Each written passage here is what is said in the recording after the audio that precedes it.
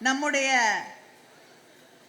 வேட்பாளராக நம்முடைய முதலமைச்சர் அவர்கள் தேர்ந்தெடுத்து உங்கள் கைகளிலே ஒப்படைத்திருக்கக்கூடிய வேட்பாளர் நம்முடைய அன்பகம் கலை அவர்களுடைய மகன் கலை கதிரவன் அவர்களை உதயசூரியன் சின்னத்திலே வாக்களித்து வெற்றி பெற செய்ய வேண்டும் வேண்டும் வேண்டும் என்று உங்களையெல்லாம் வேண்டி கேட்டுக்கொள்கிறேன்.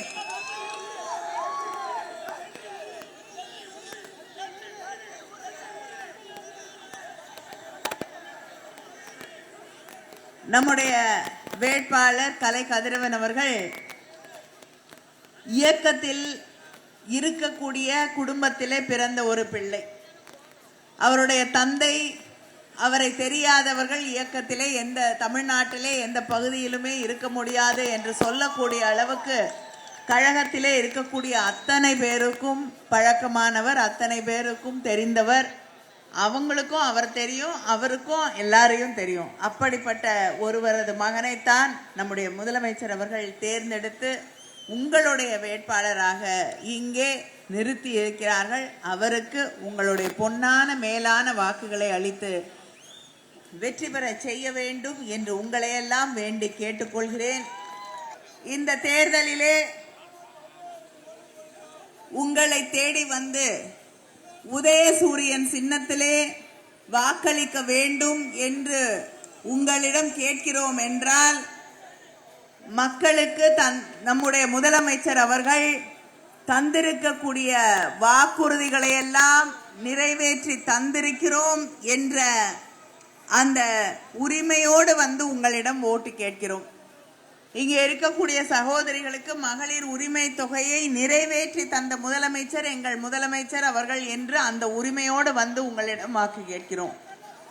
வரக்கூடிய தேர்தலிலே அந்த மகளிர் உரிமை தொகை 1000 2000 உயர்த்தி தரப்படும் என்ற அந்த வாக்குறுதியோடு வந்து உங்களிடம் நாங்கள் வாக்கு கேட்கிறோம். அது மட்டும் இல்லாமல் இங்க இருக்கக்கூடிய சகோதரிகளுக்கு வரக்கூடிய தேர்தல் முடிந்தவுடன் இன்னும் 1 மாசத்துல தேர்தல் முடிஞ்சிரும். ஓட்டை எண்ணி மறுபடியும் திமுக தான் ஆட்சி பொறுப்பில் வரப்போகிறது என்பது உறுதி செய்யப்படும். மறுபடியும் நம்முடைய முதலமைச்சர் அண்ணன் தளபதி அவர்கள் முத்துவேல் கருணாநிதி ஸ்டாலின் என்று பதவி பொறுப்பேற்றுக் கொள்ளக்கூடிய நாள் விரைவிலே வரப்போகிறது. அந்த பதவி பொறுப்பிற்கு பிறகு இங்கே இருக்கக்கூடிய சகோதரிகளுக்கு 8000 ரூபாய் வழங்கப்படும், கூப்பன் வழங்கப்படும். அந்த கூப்பன்ல எடுத்துக்கொண்டு போய் அந்த கூப்பனை உங்க வீட்டுக்கு பக்கத்தில் இருக்கக்கூடிய கடைகள்ல நீங்க கொடுத்து உங்களுக்கு எது தேவையோ அதை நீங்கள் வாங்கிக் கொள்ளலாம். உங்களுக்கு ஃப்ரிட்ஜ் வேணுமா, வாஷிங் மெஷின் வேணுமா, கிரைண்டர் வேணுமா, உங்க வேலை எது குறைக்குமோ அதை நீங்க தேர்ந்தெடுத்து வாங்கிக் கொள்ளலாம் என்று அறிவித்திருக்கக்கூடிய முதலமைச்சர் நம்முடைய முதலமைச்சர்.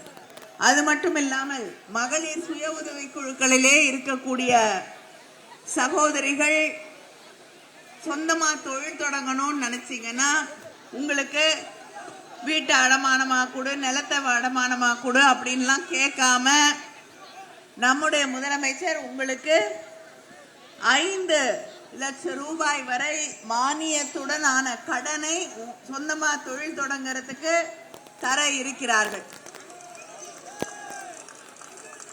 நம்ம வீட்டு பிள்ளைங்க படிக்கிறதுக்கு இப்பொழுதே முதலமைச்சர் அவர்கள் மாதம் 1000 ரூபாய் தமிழ் புதல்வன் புதுமை பெண் திட்டத்தின் வழியாக தந்து கொண்டிருக்கிறார்கள். ஆட்சி பொறுப்பிற்கு வந்தவுடன் நம்முடைய முதலமைச்சர் அவர்கள் அதை 1500 ரூபாயாக உயர்த்தி தரப்போகிறார்கள். அது மட்டும் இல்லாமல் படிச்சு முடிச்சுட்டு நம்ம வீட்டு பிள்ளைக வேலைக்கு தேடிக்கொண்டிருக்கக்கூடிய அந்த நேரத்தில் அவங்களுக்கு நல்ல வேலை கிடைப்பதற்கான பயிற்சிகள் வழங்கப்படும். அந்த பயிற்சி வழங்கக்கூடிய அந்த 6 மாசத்துல அவங்களுக்கு வேலை தேடுறதுக்கு இன்டர்வியூக்கு போகணும்னா அவங்களுக்கு மாசம் 1500 ரூபாய் 6 மாதங்களுக்கு ஒவ்வொரு மாதமும் வழங்கப்படும். அது மட்டும் இல்லாமல் லேப்டாப்புகள் கொண்டு வந்த லேப்டாப்பை நிறுத்தினது எடப்பாடி பழனிசாமி. இப்ப மறுபடியும் அந்த லேப்டாப்புகளை கொடுக்க ஆரம்பிச்சது நம்முடைய முதலமைச்சர் அண்ணன் தளபதி அவர்கள். அடுத்த 5 வருஷத்துல நம்ம ஆட்சி வந்தவுடன் 35 லட்சம் இளைஞர்களுக்கு, இளம் பெண்களுக்கு இந்த லேப்டாப்புகள் வழங்கப்படும். நம்முடைய விவசாயிகளுக்கு நம்முடைய முதலமைச்சர் அவர்கள் அறிவித்திருக்கிறார்கள், விவசாயிகளுக்கு எந்தவித மீட்டரும் பொருத்தப்படாத மோட்டார், மின் மோட்டார் 20 லட்சம் விவசாயிகளுக்கு மேல் பயன்படக்கூடிய வகையிலே 20 லட்சம் விவசாயிகளுக்கு மேல் வழங்கப்படும் என்று அறிவித்திருக்கிறார்கள். இது எல்லாத்தையும் செய்து தருவதற்கான வாய்ப்பை நீங்கள் எங்களுக்கு வழங்க வேண்டும், வழங்குவீர்கள் என்று நிச்சயமாக எனக்கு தெரியும். ஏன்னா திமுகவை பாதுகாப்பதற்கு, திமுகவை பாதுகாப்பது மட்டும் இல்லாமல் இந்த தமிழ்நாட்டை பாதுகாக்கக்கூடிய இயக்கம் முதலமைச்சர் நம்முடைய அண்ணன் தளபதி அவர்கள் மட்டும்தான். எதிரணியில இருக்கக்கூடிய அதிமுக பிஜேபியோடு கைகோர்த்து கொண்டிருக்கிறது. அந்த அதிமுக யாரோடு கைகோர்த்திருக்கிறார்கள், கூட்டணி வச்சிருக்காங்க அப்படின்னு சிந்தித்து பார்த்தோம் என்றால், யார் யாரெல்லாம் தமிழ்நாட்டுக்கு துரோகம் பண்றாங்களோ, யார் யாரெல்லாம் இந்த தமிழ் மக்களுக்கு தொடர்ந்து துரோகம் செய்கிறார்களோ, தமிழ்நாட்டுக்கு வர வேண்டிய எந்த திட்டத்தையும் கொண்டு வராம, தமிழ்நாட்டுக்கு வர வேண்டிய நிதியை கொடுக்காம, தமிழ்நாட்டில் மழை வெள்ளம் என்று பாதிப்பு வந்தா கூட நிவாரணத்தை கூட தமிழ்நாட்டு மக்களுக்கு தராத பிஜேபியோடு 3600 கோடிக்கு மேல தமிழ்நாட்டு பிள்ளைகளுக்கு வரவேண்டிய கல்விக்கான உரிமை தொகை அதை கொடுக்காமல் தடுத்து வைத்திருக்கக்கூடிய ஒன்றிய பிஜேபியோடு தான் எடப்பாடி பழனிசாமி அவர்கள் கூட்டணி வைத்திருக்கிறார். எடப்பாடி பழனிசாமி ஒரு தேர்தலுக்கு முன்னாடி, நாடாளுமன்ற தேர்தலுக்கு முன்னாடி கூட்டணி வச்சிருந்தார் பிஜேபியோட. அதுக்கப்புறம் கூட்டணி உடைஞ்சிருச்சு.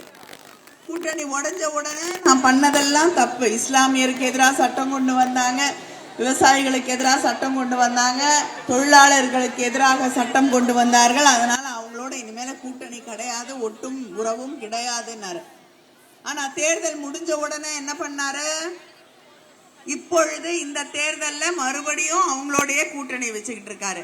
இன்னைக்கு ஒண்ணு பேசுவாரு, நாளைக்கு ஒண்ணு பேசுவாரு, நாளான்னைக்கு ஒண்ணு பேசுவாரு. அதுதான் எடப்பாடி பழனிசாமி. நம்முடைய முதலமைச்சர் அவரை பார்த்து அடிக்கடி சொல்லுவார், 10 தோல்வி இந்த தேர்தல் முடிஞ்ச உடனே 11வது தோல்வியும் அவரை வந்து சேரும். அதுக்கப்புறம் அமித்ஷா மனசு வச்சா ஏதாவது மாநிலத்துக்கு கவர்னரா வேணா அனுப்பலாம். அதை சொன்னாலும் வருத்தப்படுறாரு. நாங்களும் அதே தான் சொல்றோம், கவர்னர் பதவிங்கிறதே வேண்டாம். ஆட்டுக்கு தாடி எப்படி வீணான ஒண்ணும், அதே போலதான் நாட்டுக்கு கவர்னர் பதவி தான் திரும்ப திரும்ப சொல்லிக்கிட்டு இருக்கோம். ஆனா அந்த கவர்னர் பதவியை எடுங்கன்னாலும் எடுக்க மாட்டேங்கிறாங்க. இவரை போன்றவர்களையாவது அதுக்கு அனுப்பி வைப்பாங்க. ஏனென்றால் பிஜேபியோட கூட்டணி வச்ச கட்சி என்ன ஆகும் நம்ம பார்த்திருக்கோம். பீகார்ல பலமுறை முதலமைச்சராக இருந்த நிதிஷ்குமார் அவர்கள் இன்று மாநிலங்களவையில் ஒரு உறுப்பினராக மாற்றப்பட்டிருக்கிறார். இப்படி யாரையெல்லாம் தன் கூட்டணியிலே கொஞ்சம் கொடியெல்லாம் கொஞ்சம் இறக்கிட்டீங்கன்னா நானும் உங்களை பார்க்க முடியும், நீங்களும் என்னை பார்க்க முடியும். கொஞ்சம் கூட்டணியில் இருக்கக்கூடிய சகோதர சகோதரிகளை திமுக கொடி எதுவா இருந்தாலும் கொஞ்சம் இறக்குனீங்கன்னா எல்லாரும் எல்லாரையும் பார்க்கணும். கொஞ்சம் ஓரமா எடுத்துட்டு போயிடுங்க. நன்றி. இறக்கியவர்கள் அத்தனை பேருக்கும் என்னுடைய நன்றியை தெரிவித்துக் கொள்கிறேன்.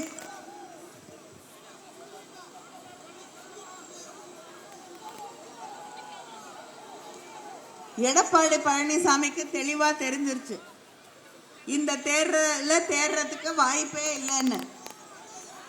அதனால பயம் வந்துருச்சு, ஜுரம் வந்துருச்சு, இப்ப ஜன்னி கூட வந்துருச்சு. அதனால எதை வேணாலும் பேசலான்னு, யாரை வேணாலும் பேசலாம் அப்படின்னு மிக மோசமாக ஒரு எதிர்க்கட்சி தலைவருக்கு இருக்க வேண்டிய தரம் இல்லாமல் இன்று கீழ்த்தரமாக பேசிக்கொண்டிருக்கிறார்.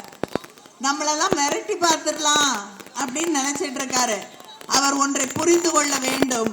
திராவிட முன்னேற்ற கழகத்தை மிரட்டுவதற்கு இந்த மண்ணிலே, இந்த நாட்டிலே, இந்த உலகத்திலே இன்னைக்கு யாரும் பிறக்கல. எதை வந்தாலும் எதிர்த்து நிற்கக்கூடியவர்கள் திராவிட முன்னேற்ற கழகத்திலே இருக்கக்கூடியவர்கள் என்பதை அவர் புரிந்து கொள்ள வேண்டும். நீங்க மிரட்ட தான் எங்களுக்கு இன்னும் உரம் ஏறும். அதனால அந்த மிரட்டலாம் எங்களுக்கு ரொம்ப பிடிச்ச விஷயம் தான். நிறைய மிரட்டலை பார்த்துட்டு தான் வந்திருக்கோம். அதனால உங்க மிரட்டலுக்கெல்லாம் பயப்படுற அளவுக்கு எத்தனையோ உங்களுக்கு முன்னாடி நிறைய மிரட்டலை பார்த்துட்டு வந்திருக்கோம். அதையெல்லாம் தாண்டி தான் வந்திருக்கோம்.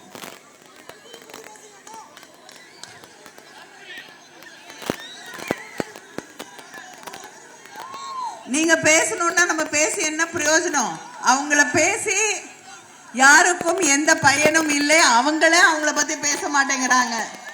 அதனால நீங்க பேசாம இருந்தாலே போதும். நம்ம தமிழ்நாட்டு மக்கள் மிக தெளிவானவர்கள், இளைஞர்கள் அதை விட தெளிவானவர்கள்.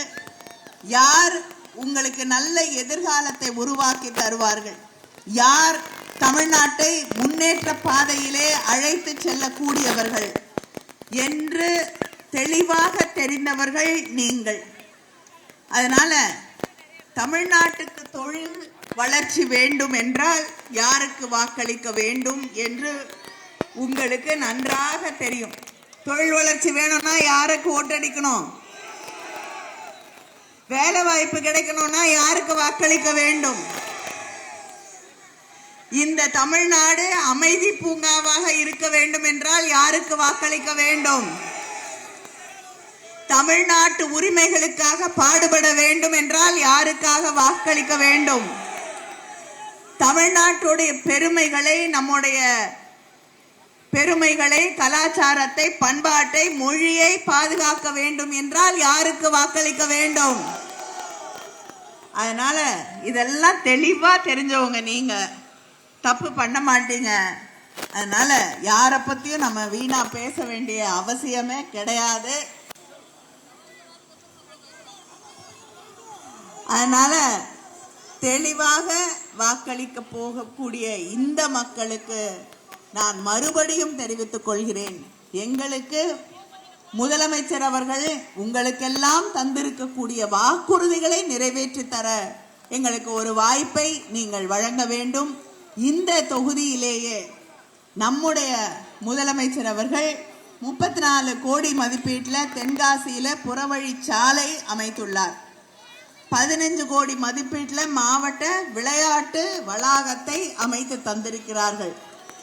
அடுத்து நம்முடைய ஆட்சி வரப்போகிறது. ஆட்சி வந்தவுடனே தென்காசியில வேளாண் தொழில் பூங்கா அமைக்கப்படும். தென்காசி பேருந்து முனையம் மேம்படுத்தப்படும். இரட்டை குளம் கால்வாய் திட்டம் நிறைவேற்றப்படும். ரொம்ப நாளா நீங்க கேட்கக்கூடிய, உங்களுடைய கோரிக்கையாக இருக்கக்கூடிய அரசு மருத்துவ கல்லூரி உங்களுக்காக உருவாக்கி தரப்படும். இதையெல்லாம் நிறைவேற்றக்கூடிய வாய்ப்பை எங்களுக்கு வழங்க வேண்டும். தொடர்ந்து பொய்களையே சொல்லிக் கொண்டிருக்கக்கூடியவர் பழனிசாமி. 2 நாளைக்கு முன்னாடி இன்னொரு பொய் சொல்லியிருக்காரு. அம்மா உணவகத்தெல்லாம் நம்ம தான் மூடிட்டோம், திமுக ஆட்சிக்கு வந்த உடனே மூடின்னு. எல்லாத்தையும் மூடுறவரு அவர் தான்.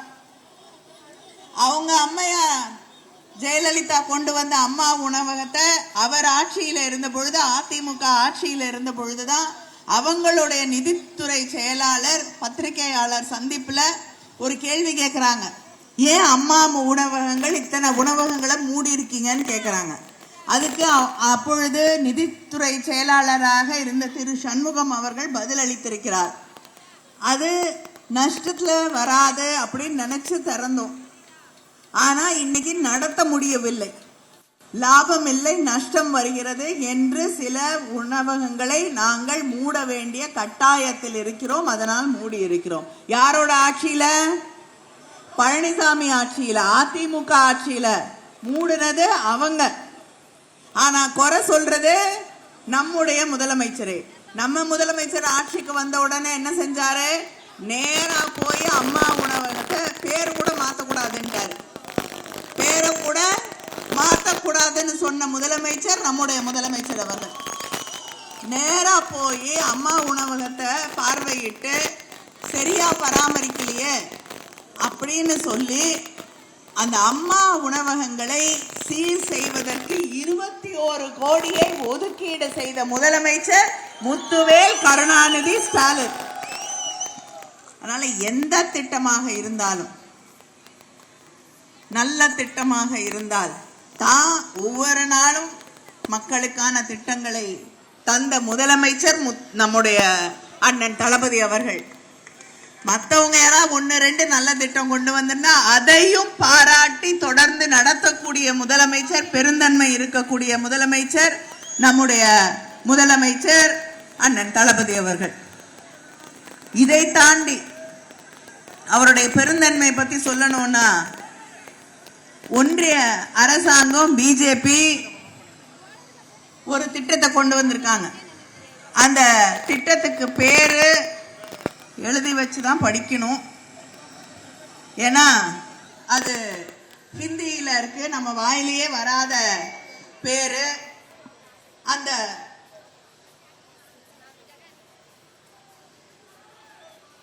திட்டத்தோட பேரு பிரதம மந்திரி வீடு வழங்கக்கூடிய திட்டம். அந்த திட்டத்துக்கு பிரதம மந்திரியோட பேர் இருக்கு. மோடி அவர்களுடைய படத்தை கூட ஒட்டுவாங்க அந்த வீடு கட்டி முடிச்சுட்டு. கரெக்டா? ஆனா அதுக்கு 61% அந்த வீடு கட்டுவதற்கு நிதி கொடுக்கிறது யாரு? தமிழ்நாடு அரசு, நம்முடைய முதலமைச்சர் முத்துவேல் கருணாநிதி ஸ்டாலின். 39% நிதியை கொடுத்துட்டு அதுல பேரை போட்டுக்கிறது பிரதமர். ஆனாலும் பரவாயில்ல, எங்க மக்களுக்கு வீடு கட்டி தர்றதுக்காக போற நிதி தானே, நீங்க யார் பேரை வேணாலும் போட்டுக்கோங்க, நான் நிதி தருகிறேன் என்று தொடர்ந்து தந்து கொண்டிருக்கக்கூடிய முதலமைச்சர் நம்முடைய முதலமைச்சர் அவர். அந்த முதலமைச்சர் மறுபடியும் தன்னுடைய திராவிட மாடல் ஆட்சியை இந்த தமிழ்நாட்டிலே மக்களுக்காக நடத்திட நீங்கள் மறுபடியும் ஒரு வாய்ப்பை வழங்க வேண்டும். தமிழ்நாட்டை பாதுகாக்க வேண்டும். நமக்கு எதிராக இருக்கக்கூடியவர்களுக்கு சரியான ஒரு பாடத்தை இந்த தேர்தலிலே சொல்லித்தர வேண்டும் என்பதை மனதிலே நிறுத்தி கொண்டு இந்த தேர்தலிலே நம்முடைய வேட்பாளர் கலை கதிரவன் அவர்களுக்கு உதயசூரியன் சின்னத்திலே வாக்களித்து அவரை வெற்றி பெற செய்ய வேண்டும் வேண்டும் வேண்டும் என்று உங்களை எல்லாம் வேண்டி கேட்டுக்கொள்கிறேன். மறவாதீர்கள், உங்கள் சின்னம், உங்களுடைய வேட்பாளர், உங்களுடைய முதலமைச்சர். நன்றி, வணக்கம்.